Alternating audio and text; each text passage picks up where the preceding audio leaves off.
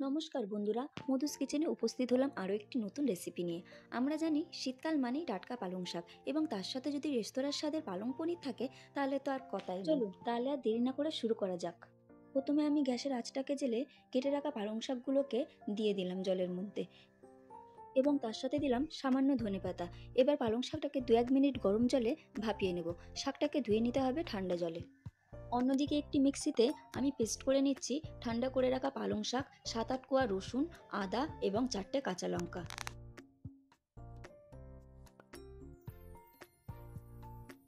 এবং অন্য আরেকটা মিক্সিতে আমি পেস্ট করে নিচ্ছি 10 থেকে 12টা কাজু বাদাম। এবার একটি কড়াইতে আমরা দিয়ে দিচ্ছি 2 টেবিল চামচ ঘি এবং 4 টেবিল চামচ রিফাইন্ড অয়েল।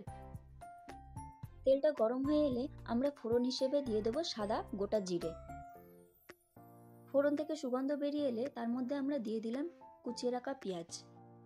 পেঁয়াজগুলো মিডিয়াম টু হাই ফ্লেমে ভেজে নিতে হবে লাল লাল করে। যতক্ষণ না লাল লাল করে ভাজা হচ্ছে ততক্ষণ পেঁয়াজটাকে আমরা নাড়তে থাকবো।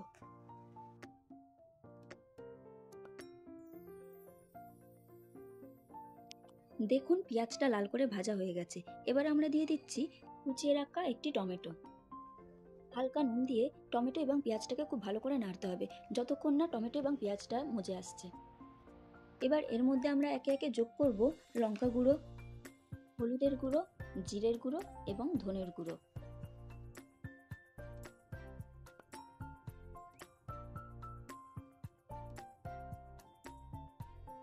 এবার মিশ্রণটা ততক্ষণ পর্যন্ত খুব ভালো করে নাড়তে হবে যতক্ষণ না তার মধ্যে দিয়ে তেল ছেড়ে আসছে। আমরা গ্যাসের আঁচটাকে মিডিয়াম টু হাই ফ্লেমে রেখে সামান্য সামান্য করে জল দিয়ে ভালো করে মশলাটাকে কষাতে থাকবো। দেখুন মশলা থেকে খুব সুন্দর তেল ছেড়ে এসছে। এবার এর মধ্যে আমরা দিয়ে দেব আদা, রসুন এবং পালং শাকের যে পেস্টটা সেটা।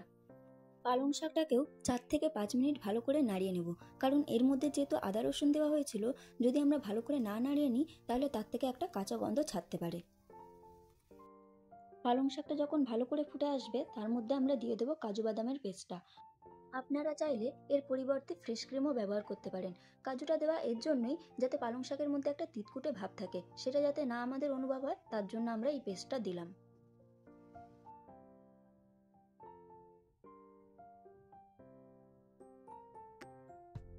এর মধ্যে আমরা পনিরগুলো যোগ করে দিয়ে মিশ্রণটাকে খুব ভালো করে ফুটতে দেব 5 থেকে 7 মিনিট।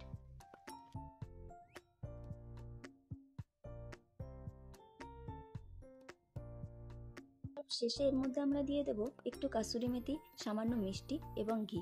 গ্যাসের আঁচটাকে 5-7 মিনিট মতো বন্ধ করে রেখে তারপর এটা আমরা পরিবেশন করব। এই পালং পনিরটা রুটি, পরোটা, লুচি সবকিছুর সাথেই খেতে আপনাদের খুব ভালো লাগবে। একবার বাড়িতে ট্রাই করে দেখবেন, এবং রেসিপিটি কেমন লাগলো অবশ্যই কমেন্টে জানাতে ভুলবেন না। যদি ভালো লাগে চ্যানেলটা সাবস্ক্রাইব করার অনুরোধ রইল।